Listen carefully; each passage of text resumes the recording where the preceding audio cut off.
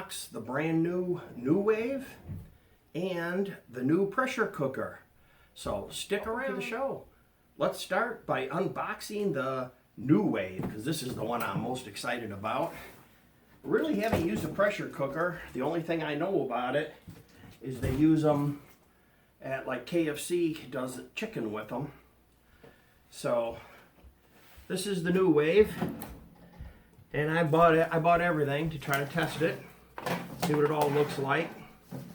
Comes with, looks like, 2 racks in here, and that's so that you can make 2 things at the same time.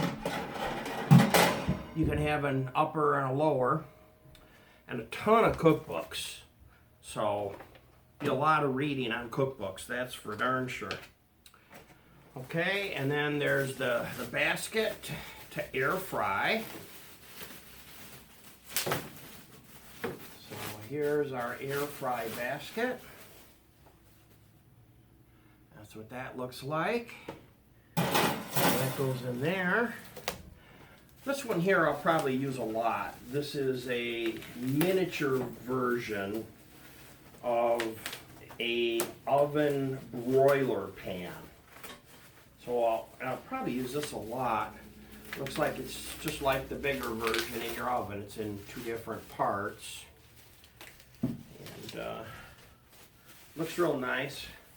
Looks like it's done with a hard enamel finish.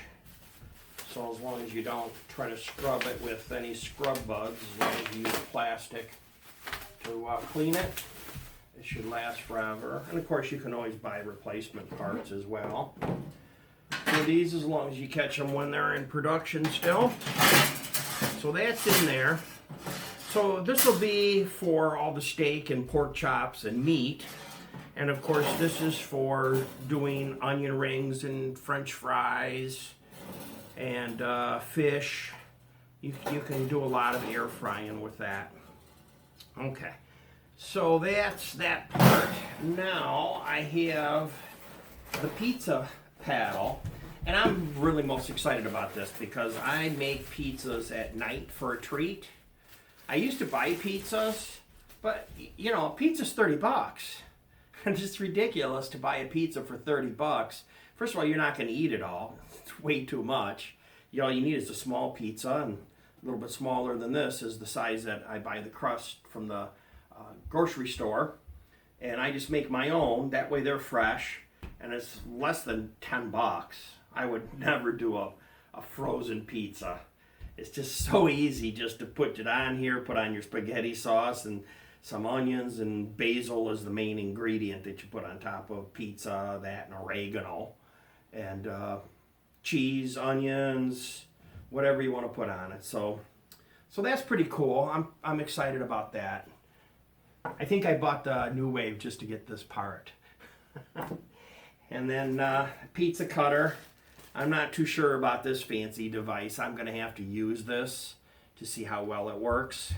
To me it looks like for cutting cake, because that's what I think of as chocolate cake. So can't really tell I'm a diabetic, because I do love donuts and chocolate cake, and you can make some fabulous brownies and cakes in this. So it's not only for cooking meats and vegetables, but also cakes, pies. I bought some dough. I'm going to make some pies with it. So easy. You just buy the ingredient, buy the pie base already made, dump the ingredients in there and put the top on it, throw it in. It's just fast and easy to do that. So, okay, all that in the trash.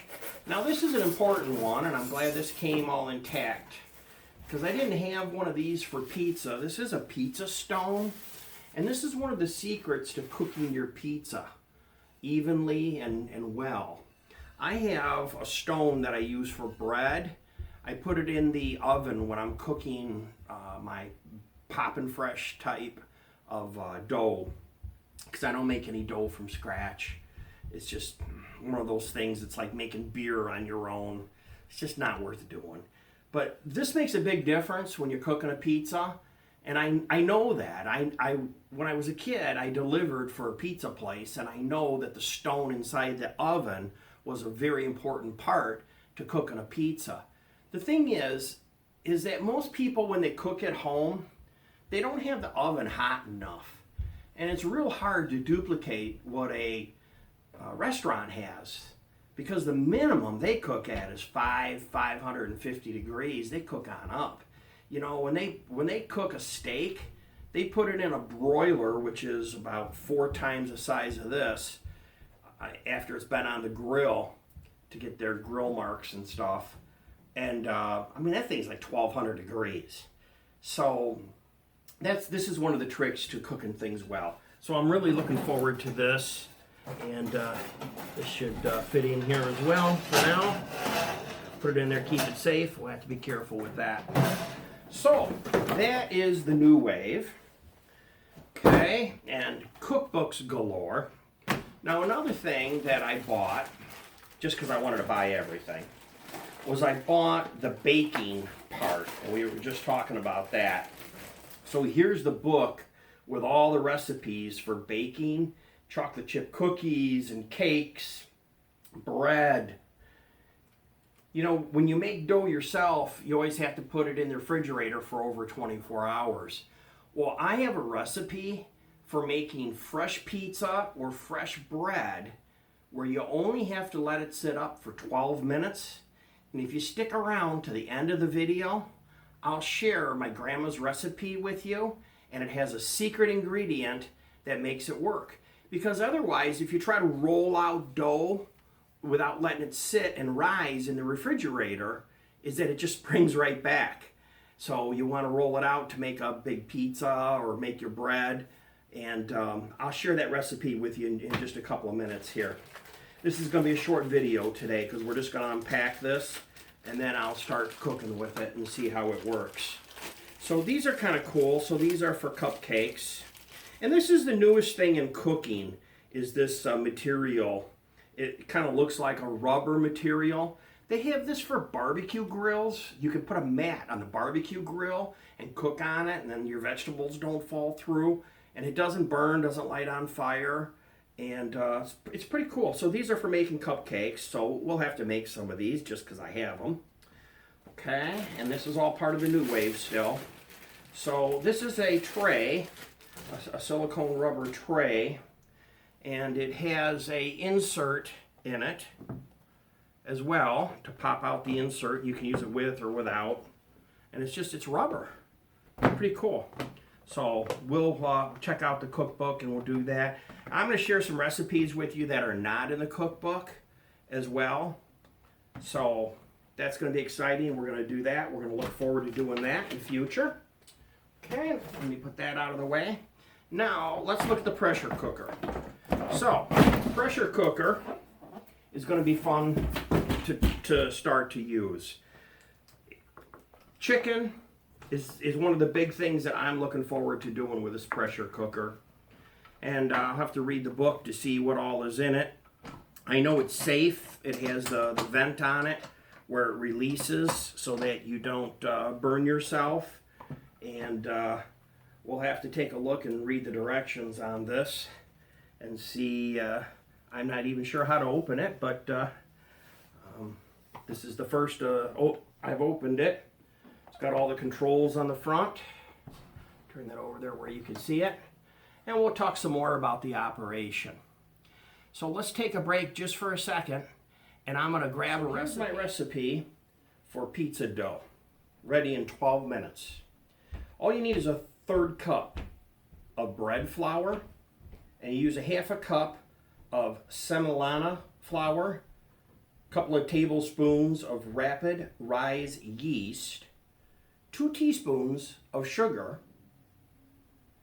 a 1/2 cup, and 2 tablespoons of water, about 5 ounces. Now the water needs to be 115 degrees. You use a 1/4 cup of beer that is a lager, and this is what makes this work in about 12 minutes.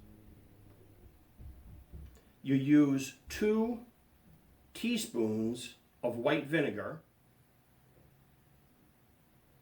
1.5 teaspoons of virgin olive oil, and you mix 10 seconds, and then you let it sit for about 10 minutes.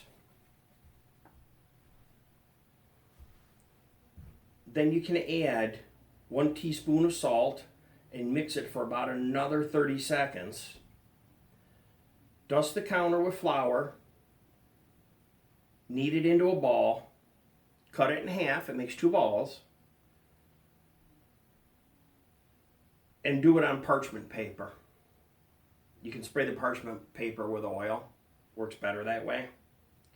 Roll it out into circles, somewhere between 8 to 10 inch circles, I usually do. And then you can let it sit for 30 minutes.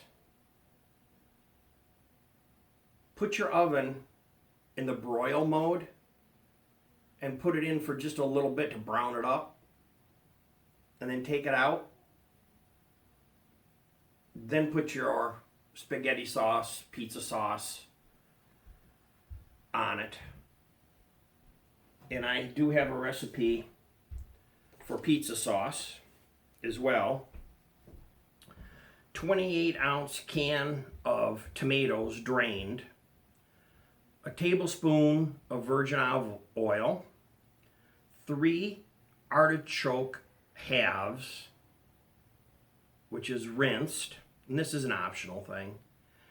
Then you put in a teaspoon of salt, a teaspoon of dried oregano, half a teaspoon of sugar, 1/4 teaspoon of black pepper, 1/8 teaspoon of crushed red pepper. Once again, that would be optional.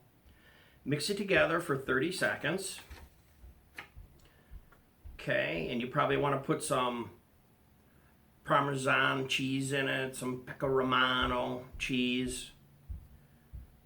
Okay, put it in the oven and bake it for 8 to 12 minutes on top of the stone. And when you pull it out, it'll be real good. If you want to put some meat on it, you can use bacon. You can put sausage on it. That's my recipe. This is the unpacking. Don't forget to subscribe. Thanks for stopping by. That's our show for today.